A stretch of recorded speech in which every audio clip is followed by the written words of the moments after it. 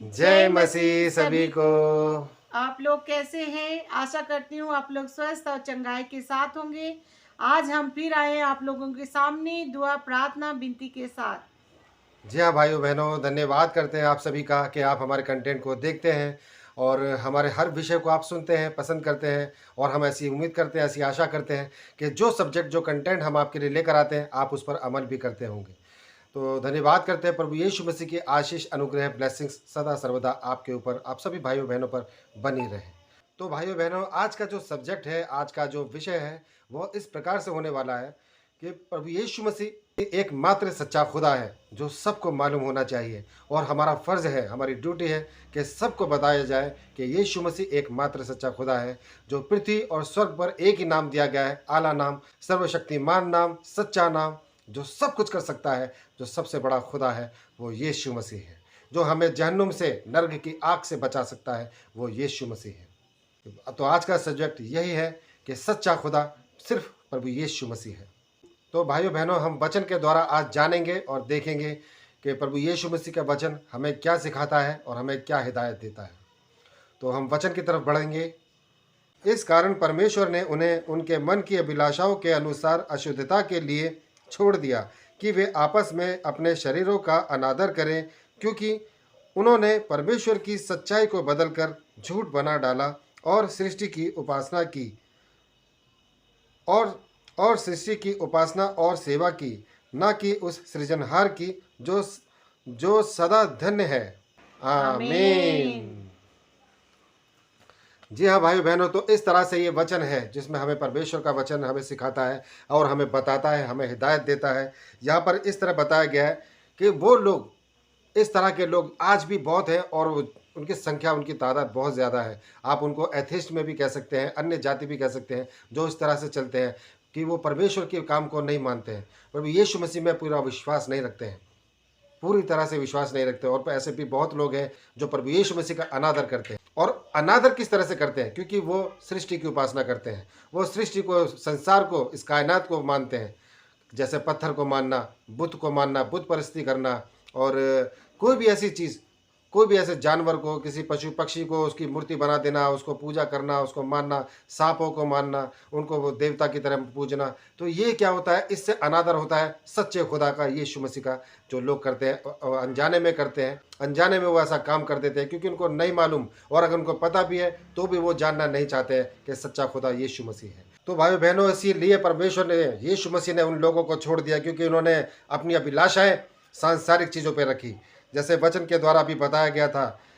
इस कारण परमेश्वर ने उन्हें उनके मन के अभिलाषाओं के अनुसार अशुद्धता के लिए छोड़ दिया, क्योंकि वो अपने आप को सुधार नहीं रहे थे, वो अपने आप को बना नहीं रहे थे प्रभु यीशु मसीह के वचन में। ना वो दुआ करते थे, ना वो इबादत करते थे।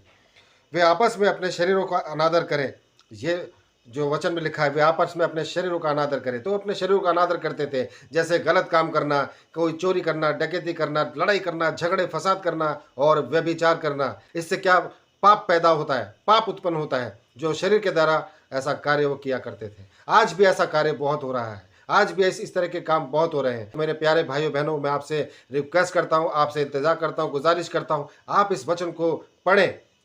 रोमियो पहले का 24 और 25, इसको पढ़ें और इस पर अमल करें कि प्रभु यीशु मसीह हमें कैसी हिदायत दे रहा है। प्रभु यीशु मसीह ने उन लोगों के लिए बताया गया है कि वो लोग नरक की आग में जलेंगे, और नरक की ऐसी आग है, नरक का ऐसा कुंड है जहाँ पे कभी कोई शांति नहीं मिलने वाली है। जो इंसान नरक में चला गया, वहाँ से कभी निकाला नहीं जा सकता। उसके बाद वो कितना भी पश्चाताप कर ले, कितना भी रो ले, कितना दांत पीस ले, कितना मिन्नतें कर ले, कितना कुछ भी कर ले, कुछ नहीं होगा। वो सिर्फ नरक की आग में जलता रहेगा, जलता रहेगा, जलता रहेगा।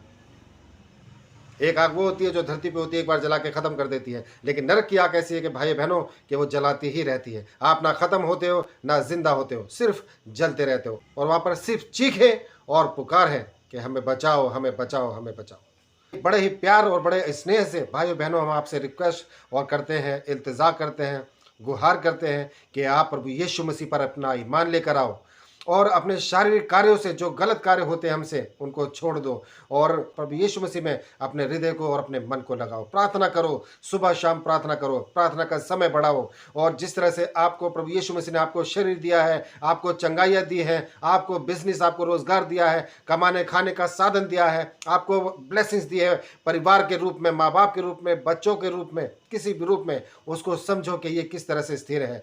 वो अगर स्थिर है एकमात्र सच्चे खुदा यीशु मसीह के नाम से। तो आप अपने परिवार को, अपने बच्चों को, अपने माँ बाप को, अपने भाई बहनों को बचाइए, जहन्नुम की आग से, नरक की आग से बचाइए और अपने शरीर से कोई भी ऐसा दुर्व्यवहार ना होने दीजिए और अपनी जुबान पे और अपने चाल चलन पर अपना कंट्रोल को बनाए रखिए, क्योंकि प्रभु यीशु का वचन हमको यही सिखाता है। जो दुनियावी इच्छाओं पे चलता है उसको उसका खामियाजा भुगतना पड़ता है भाइयों बहनों।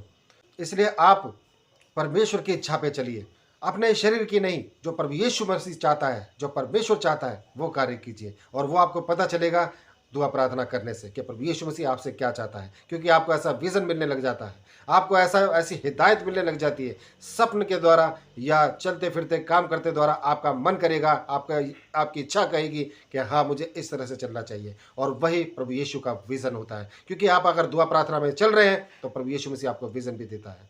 तो आप बचाए जाए, आपका परिवार, आपका घरौंदा बचाया जाए, ऐसी हम कामना करते हैं, ऐसी हम दुआ करते हैं और ऐसी हम उम्मीद करते हैं कि आपको जो ये वचन बताया गया है आप इस वचन पर चलें और लोगों को भी बताएं कि इस वचन का कितने मायने हैं, कितना गहरा है। और अगर इसके विरुद्ध चलते हैं, अपने शरीर से प्यार करते हैं और दुनियावी लालसाओं में पड़ जाते हैं तो कितनी खतरनाक बात है हमारे लिए, बहुत ही खतरनाक बात है जिसको बताना भी शायद मुश्किल है। भाइयों बहनों, एक दिन ऐसा आएगा जब सबकी ज़िंदगी की शाम हो जाएगी, और जब शाम हो जाएगी तो सुबह नहीं होने वाली है।